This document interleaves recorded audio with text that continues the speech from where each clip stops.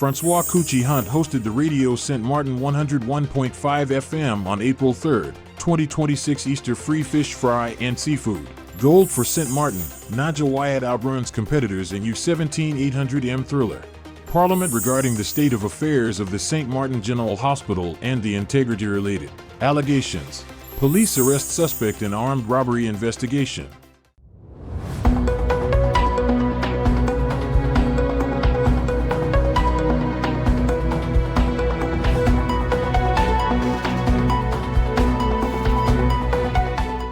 From the island, St. Martin, this is SXM Daily News for April 7, 2026. Francois Coochie Hunt, the owner of the Radio St. Martin 101.5, is a veteran broadcaster, promoter, and managing director of the station. On April 3, 2026 at 12 noon hosted his second annual Fish Fry event. The event was held in front of the radio station parking lot on the Marigot waterfront. A variety of delicious soups and food were donated for free. A cross-section of the communities from the French and Dutch sides attended this event. In his address, Mr. Hunt explained that the event's goal is to have a community center built eventually. He said it was made possible by the many restaurants and businesses that donated tirelessly to make the event a success. Those who attended were treated to the many different soups that were served, journey cakes, and delicious fried fish and local dishes, as well as the many refreshments to drink.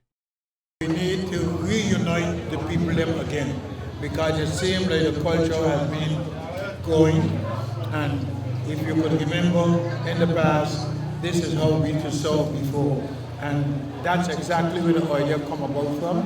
We tried it the first year, and it was so amazing. We decided that this is going to be a yearly event, and this is what you see the result today. And I also need to say that a lot of people decide to jump on board because they think the idea was fantastic. The sharing that our parents used to do in the past, it needs to come back, and whoever comes to St. Martin need to recognize that the people of St. Martin always have been sharing, especially around this time. When it comes to Easter, people go on the beach, and you go by me, I come by you, and that has not been the case anymore. So now we decide, you know what, we're going to put it in a center area where everybody could come. And the folks then are sponsored, they're going to deliver, and we will solve it to the public. See? Okay, so that's one of the reasons for this, the second year that we're doing it. Do you have an idea of some of the people who contributed? I know there's a long list, but some of the major contributors to this event. What we need to know is, it's a fact where you just said a lot of people has contributed. Some of the main people have been behind this event is some of the restaurants like Chez Coco. Chez Coco has been with us from the beginning. And what we do is when you recognize that some of the restaurants has been getting involved, others also decide they need to jump in. We have Sandy restaurant, we have also Scoobies, that's one of the sponsors, and Green Finger also jumped in the midst of it this year. And apart from that, there's a lot of people who decide, yes, a lot of people decide, you know what, I think this event is a good event, so we need capacity. And we have been saying, you don't need to be the one who's going to bring $500 or $1,000. You can bring $50 or $5, and it is accepted. So we decide to continue doing this, and with the help of everybody, then we will able to continue showing this on a yearly event. A lot more people have been involved. One of the things that I want to also say is that Steve Tackler, while he was on radio, he called in and he said he's going to sponsor 500 euros to the event. and we were looking for somebody to top that. And we had Valley Damasu. They said, okay, it's 500, I can put in 550. So it become like a radiothon. And this is what we expect. This is what will motivate us to continue doing it. So we hope next year, God's will, we will have people who would be listening out and say, well, if this person donate this amount, I think I could tap it. And it's a good gesture to continue, and I think if we continue this way, we will be able to continue serving the public the way that we see it fit to do so. Thank you all very much, and all the sponsors. We also have later this afternoon, we have an egg hunt that was sponsored by Dover Telecom. And apart from that, don't forget the bingo. There's a bingo, and the bingo is free. Everyone will get a card to play, and we have some tremendous prizes that you could win. So after you finish eat and have fun, don't leave, because the egg hunt will be on, and also the bingo drawing. Okay.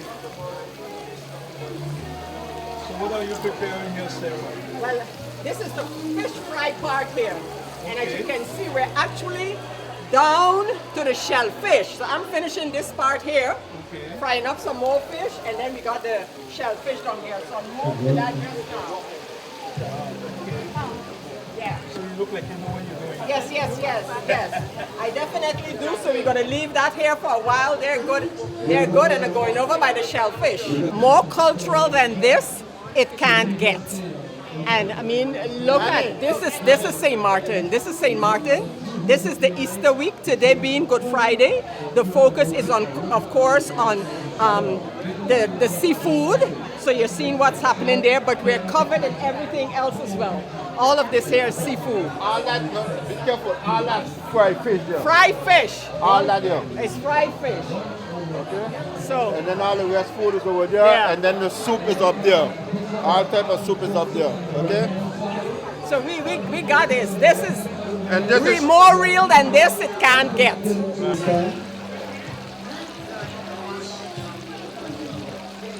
There we go. Okay. Back down she go. Voila.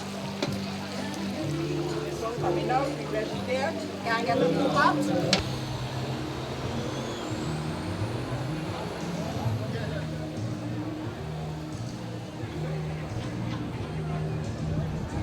Urgent public meeting of Parliament regarding the state of affairs of the St. Martin General Hospital and the integrity-related allegations with the Minister of Public Health, Social Development, and Labor, Reginald Brugg, meeting on Tuesday, April 7th, 2026. Today I would like to briefly address the progress of the construction of the St. Martin General Hospital building, a project that is not only technically complex, but also deeply important to the entire community.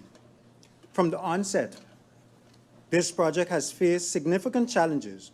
While delays are acknowledged, it is also important to recognize the continuous efforts of the St. Martin Medical Center Board, management, and all teams involved.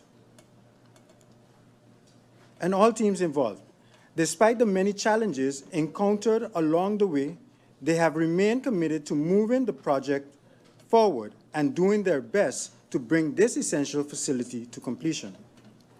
Especially now, in its final stage, this is a project that matters to every one of us. Healthcare is something we all depend on.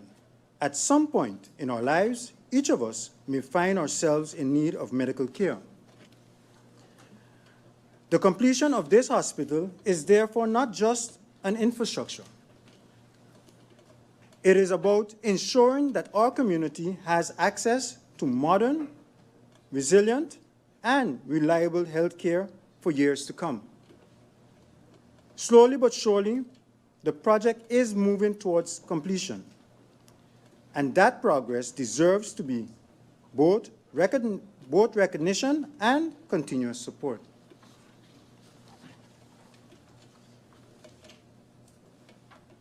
Madam Chair, I will guide you and the rest of the Parliament and the public through the following key areas.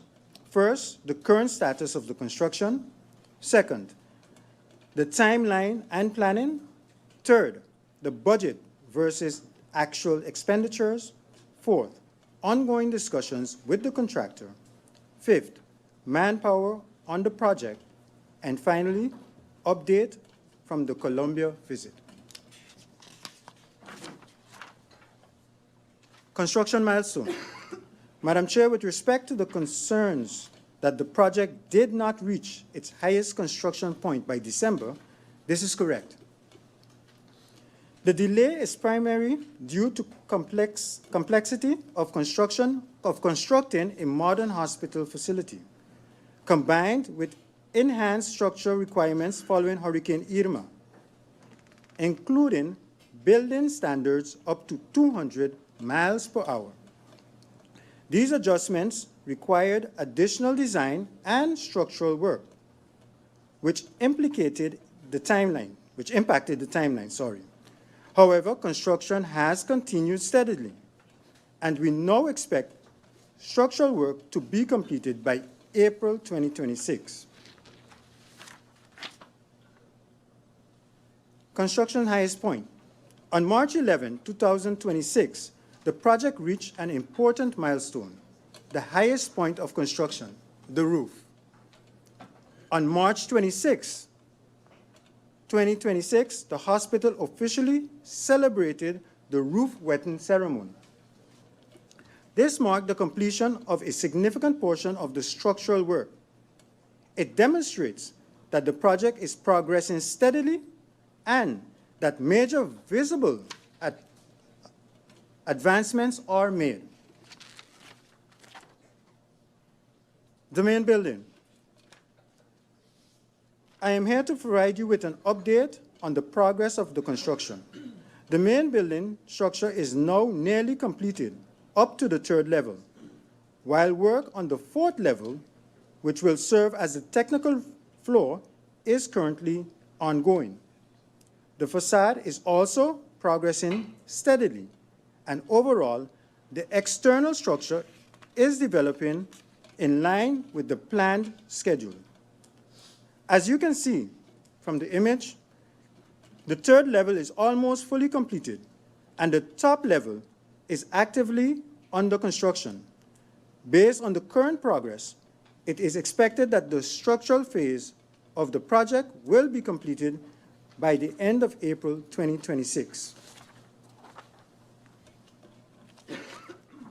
Honorable members of Parliament, through you, Madam Chair, in parallel with the structural work, progress has also commenced on the interior of the building, beginning with the ground floor.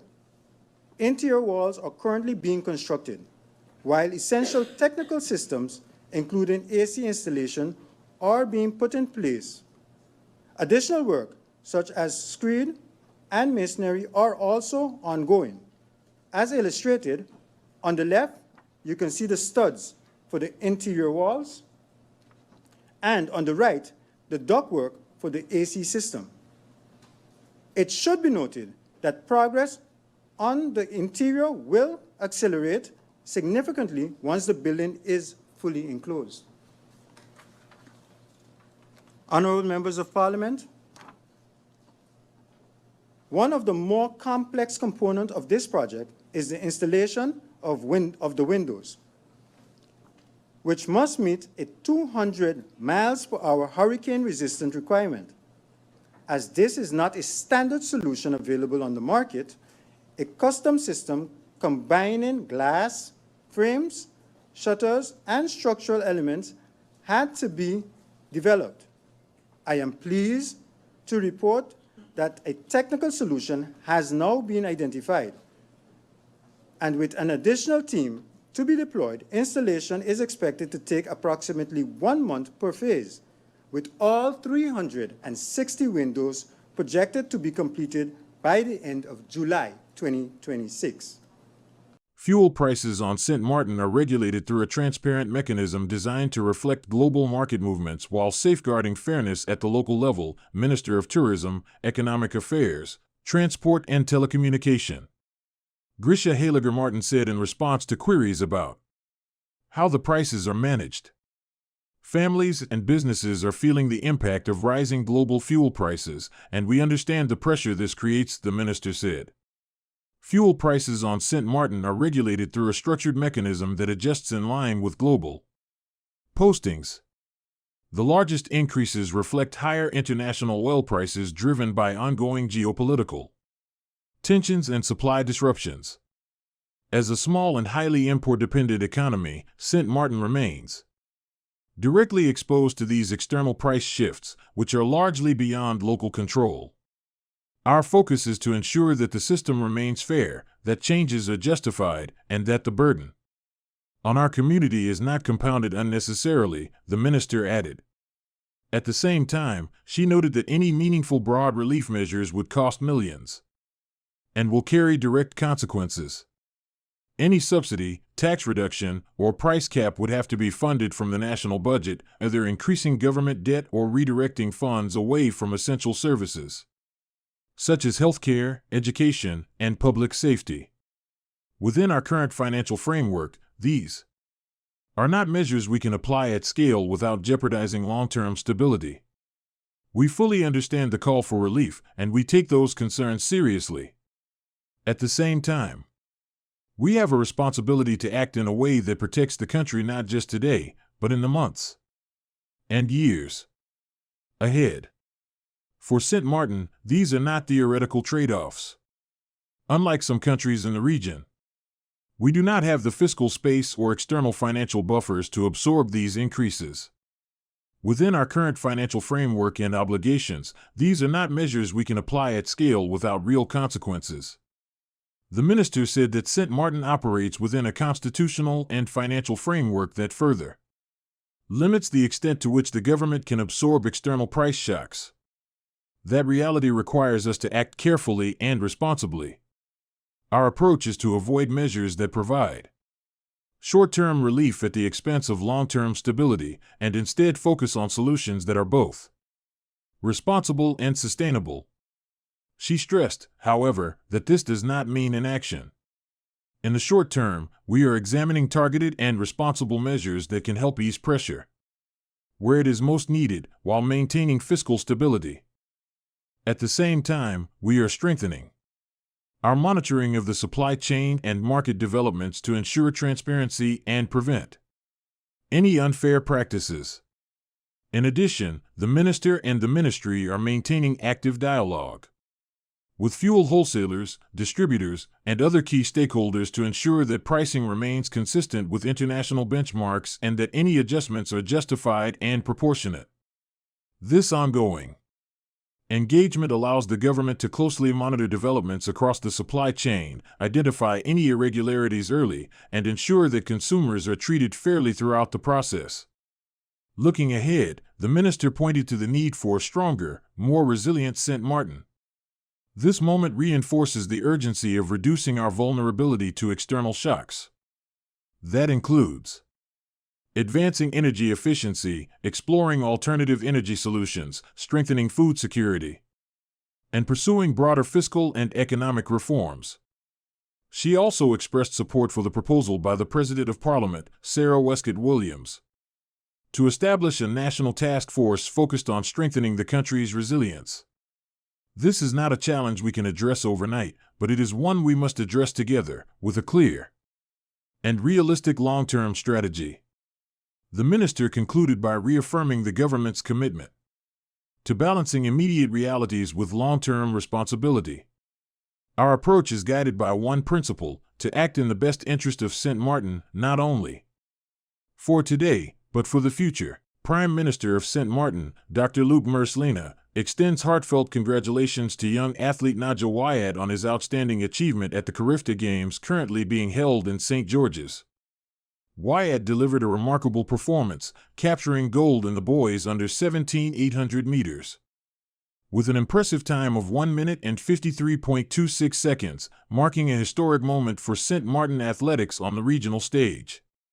Prime Minister Merslina commended the young athlete for his discipline, resilience, and determination. Naja Wyatt has made St. Martin proud.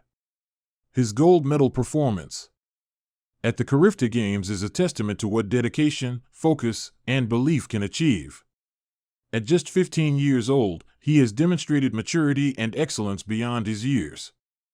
The Prime Minister also highlighted the broader significance of Wyatt's achievement. This victory is not only a personal triumph for Naja, but a national moment of pride.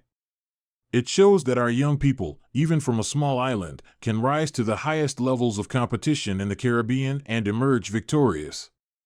Reflecting on Wyatt's overall performance during the Games, including his qualification for the 400-meter final, Prime Minister Merslina added, "Naja's versatility and composure throughout the competition reflect the strength of his character and the promise of his future. He has set a powerful example for aspiring athletes across St. Martin." The government of St. Martin also extends appreciation to the coaches, family members, and supporters who have contributed to Wyatt's development and success. We celebrate not only Naja, but the entire support system behind him. Their investment in our youth continues to yield inspiring results for our nation, Prime Minister Dr. Merslina concluded.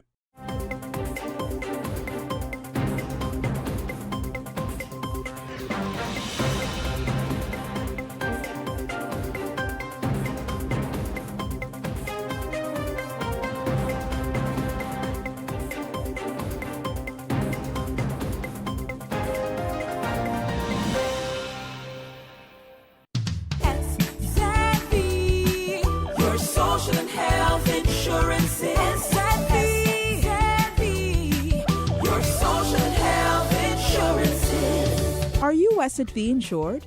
Do you have a valid medical insurance status? SXM is cardless. Request your My SXM account today and enter the virtual office of SXM. Go to sxv.sx and sign up now. SXM, yeah, your social health insurances.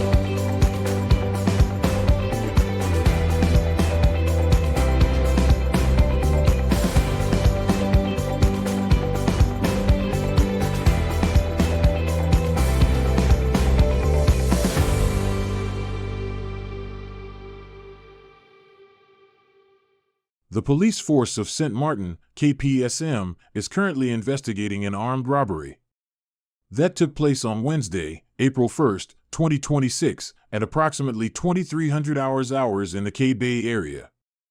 During this incident, the victim was threatened with a firearm and subsequently robbed of their vehicle. As part of the ongoing investigation, detectives from the Special Unit Robbery conducted a house search on Thursday, April 2, 2026, in the Dutch Quarter area. During this investigation, a 21-year-old male suspect, identified by the initials R.A., was arrested. The stolen vehicle, along with a firearm believed to have been used in the robbery, was recovered and confiscated. The suspect is currently in police custody and remains detained at the police station pending further investigation. KPSM notes a trend in robberies targeting individuals, particularly involving scooters and vehicles. The police strongly urge anyone who has fallen victim to similar crimes to come forward and report these incidents.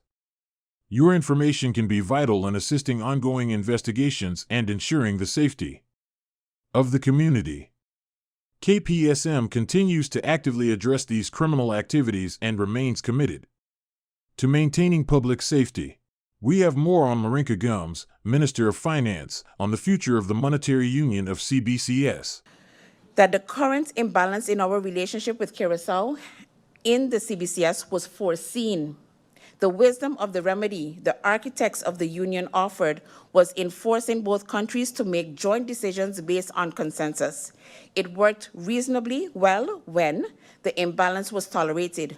But once St. Martin began to demand equality as envisaged in the CBCS statute, the divisions became more glaring. But the truth of the matter, Madam Chair, is that the imbalance has affected appointment processes, strategic decision-making, responsiveness to St. Martin's concerns, and allocation of institutional attention and resources. Supervisory shortcomings. The CBCS has faced criticism for delayed or insufficient supervisory interventions, most notably in the Enya case. Warning signs were present for years, yet decisive action came only after the situation had deteriorated significantly. Communication and transparency issues. The CBCS has often been slow to communicate with St. Martin's authorities, particularly during crisis. Key information has not always been shared in a timely or comprehensive manner. 4, policy divergence. Curaçao's economic structure, more industrial, more diversified, and more dependent on large corporate entities, differs significantly from St. Martin's tourism-driven economy. Yet, monetary and supervisory policies have not always reflected these differences. Also, Madam Chair, it would seem that St. Martin's traditional role of contributing significantly to the much-needed foreign exchange receipts of the central bank through its mature tourism industry may have diminished somewhat by the recent emergence of Curaçao as a major tourist destination in the region. This newfound foreign exchange generating source could have led Curaçao's government no longer needing St. Martin. In other words, since we don't need St. Martin that much for its foreign exchange contributions, we might as well go our separate ways. That is what I call dancing to the tumba beat, Madam Chair. Operational centralization. Madam Chair, it doesn't take a rocket scientist to realize that despite being a joint institution, the CBCS has remained heavily Curaçao-centric in its operations, staffing, and decision-making culture. These issues have contributed to a perception widely shared among stakeholders in St. Martin that the CBCS has not functioned as a truly equal binational institution. Controversial issues. Since its inception, Madam Chair, several controversies have shaped the trajectory of the CBCS and strained the monetary union. The Enya debacle. The collapse of Enya is the most significant financial crisis in the history of the CBCS. It exposed weak supervisory oversight, delayed intervention, inadequate risk management, insufficient protection of policyholders. For St. Martin, the consequences have been severe. Thousands of our people have seen their pensions and life savings placed at risk. The restructuring plan has imposed heavy financial burdens, and the future of key assets, most notably Mullet Bay, remains uncertain. The Mullet Bay issue. Mullet Bay is not merely a real estate property. It is a national symbol, the patrimony of the people, which was once the engine of our tourism development, and which can be reactivated to fire up St. Martin's economic growth. Yet, its fate has been entangled in the ENIA restructuring process, which decisions mostly influenced by Curacao-based institutions and actors. St. Martin has repeatedly expressed frustration with the slow pace of resolution, the lack of timely communication and transparency, the limited influence we have had over decisions affecting our own national asset. Governance disputes. The composition and functioning of the SBOD have been a recurring source of tension. The St. Martin members have often found itself outvoted or sidelined on matters of strategic importance, monetary policy, and rigidity. The CBCS has been slow to modernize its monetary policy framework, even as global financial systems have evolved rapidly. This rigidity has limited the ability of St. Martin to respond effectively to economic shocks. Madam Chair, it may be intrusive for us at this juncture to consider the fact that the CBCS is not the sole entity in terms of multi-island financial regulatory bodies in the region. The East Caribbean Central Bank comprises of 8 island jurisdictions, has existed for over 40 years. A comparison of both institutions may contribute to our understanding of our present predicament. Comparison between CBCS and ECCB. Both serve multi-state currency unions. Both differ significantly in governance structure, scope, and regional integration.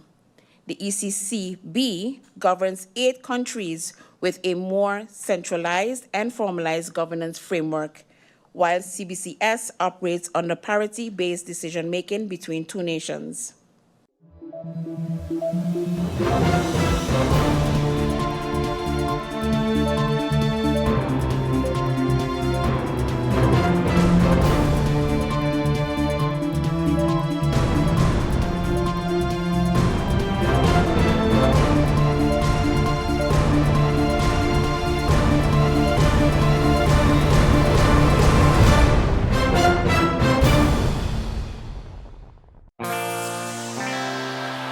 Now for the weather forecast. Tonight through Wednesday evening, fair to partly cloudy and slightly breezy with light haze. Brief isolated showers are possible. Surface winds. Tonight through Wednesday evening, east-southeasterly, with a gentle to moderate breeze at 12 to 16 miles per hour and possible higher gusts. State of the SEA. Slight to moderate waves/swells, 3 to 5 feet. Outlook through Thursday evening. Fair to partly cloudy with light haze and brief showers possible. And now your 3-day forecast.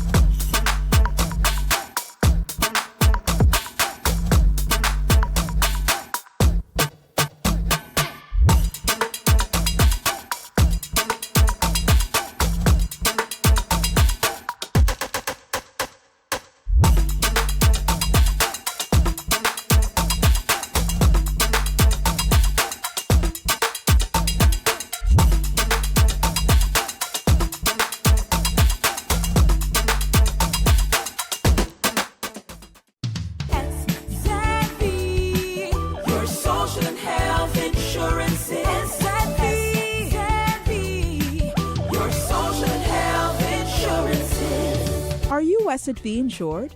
Do you have a valid medical insurance status? SXV is cardless. Request your My SXV account today and enter the virtual office of SXV. Go to sxv.sx and sign up now. SXV, yeah. Your social health insurances.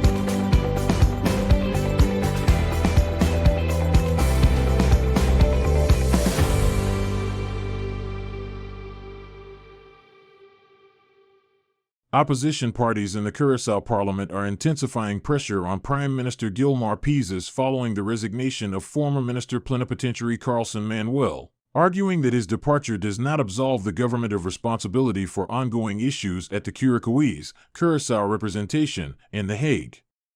During a heated parliamentary debate, several opposition members stressed that ultimate accountability for the functioning of the cabinet of the Minister Plenipotentiary lies with the government, and therefore with the Prime Minister himself. Suzanne Camelia Romer of Manpin stated that while Manuel has stepped down, the actions taken during his tenure remain under the political responsibility of the Prime Minister. She emphasized that the role the Minister Plenipotentiary is directly tied to government oversight, making it impossible to separate individual conduct from broader executive responsibility. Members of PAR and PNP echoed these concerns, pointing to long-standing issues within the Curaçaoese, including alleged mismanagement, labor disputes, and broader governance failures. PAR leader Quincy Girigori reminded Parliament that a motion had already been passed in December 2025 requesting the General Audit Chamber of Curaçao to investigate the operations of the Cabinet of the Minister Plenipotentiary. A historic milestone has been achieved at the United Nations with the adoption by the General Assembly of the resolution, Declaration on the Trafficking of Enslaved Africans and the Racialized Chattel Enslavement of Africans as the Gravest Crime Against Humanity, led by Ghana and African states. On the invitation of Ghana and the African Union, CARICOM and advisory members played a supportive role in the technical and advisory bodies shaping the resolution. The text of the resolution was informed by leading scholars from Africa and the Caribbean, including members of the CRC, reflecting a strong intellectual, legal, and historical foundation grounded in justice and truth. Through its technical and advisory leadership, the CRC worked closely with the Ghanaian delegation under the leadership of Ghana President John Dramani Mahama. Key contributors included Hilary Beckles, CRC Chair, Varian Shepherd, CRC Vice Chair, June Sumer, and Gaynell Curry, also members of the United Nations Permanent Forum on People of African Descent. The negotiation process, held through 6 informal consultations from 5 to 16 March 2026, revealed significant divisions among member states, particularly regarding the inclusion of the term gravest. Associated CRC members James Feeney's and Davika Besesser Shaw were present at all sessions, as observers, directly witnessing the intensity of the negotiations. On March 25, 2026, the General Assembly adopted the resolution despite sustained resistance, primarily from European Union member states and former colonial powers. Vote outcome: 123 in favor, 3 against, 52 abstentions.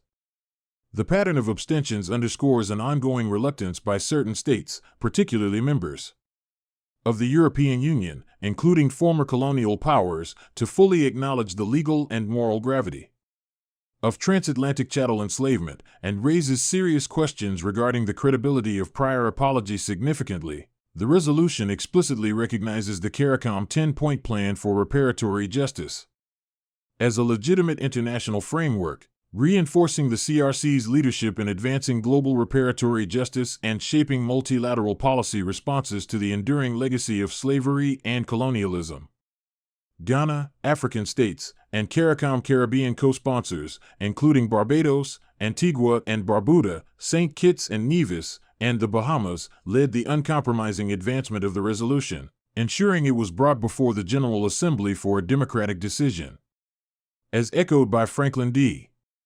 Roosevelt and invoked by Ghana President Mahama, neutrality between right and wrong is to serve wrong. This resolution represents a decisive step toward truth, accountability, and meaningful reparatory justice. This historic adoption affirms a long-standing truth.